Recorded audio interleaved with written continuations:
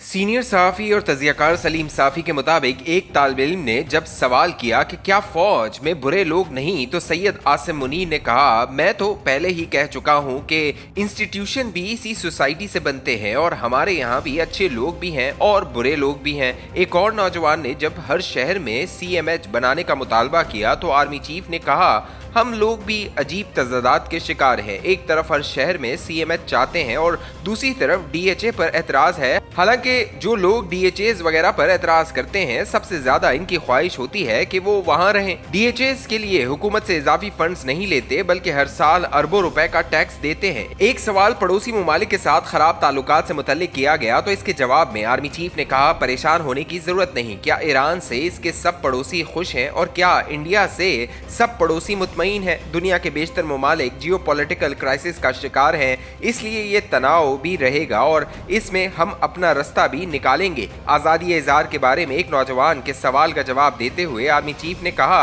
आज़ादी इज़हार है लेकिन इसके साथ कुछ जिम्मेदारियां भी हैं। एक तालिबे इल्म ने खराब हुकूमतों का रोना रोया तो आर्मी चीफ ने कहा, हमारा आइन अल्लाह की हाकमियत से शुरू होता है, लेकिन जैसी कौम होती है वैसे हुक्मरान मुंतखब होते हैं। आप सहाबा कराम की तकलीद करने वाली कौम तैयार करें तो हुक्मरान भी ठीक हो जाएंगे। हमारा अलमिया ये है कि हम दूसरों को ठीक करते हैं लेकिन खुद ठीक नहीं होते। अगर हर शहरी अपने हिस्से की शमा जलाए तो ये मुल्क रोशन हो जाएगा। उन्होंने कहा कि गवर्नेंस जमीन पर की जाती है, वर्चुअल नहीं हो सकती। अभी 8 फरवरी को इलेक्शन हो रहे हैं और आपके पास इख्तियार है, अच्छे लोग मुंतखब करते हैं या बुरे लोग। मुल्क में सियासी बेयकीनी है और ब्रेन ड्रेन से मुतल्लिक सवालात के जवाब में कहा गया कि कोई सियासी बेयकीनी नहीं, तमाम इदारे काम कर रहे हैं और इंतखाबात होने जा रहे हैं। रियासत माँ की मानंद होती है, कभी अच्छी हालत में होगी और कभी बुरी हालत में। अगर माँ बीमार हो तो क्या आप इसे छोड़ देंगे या फिर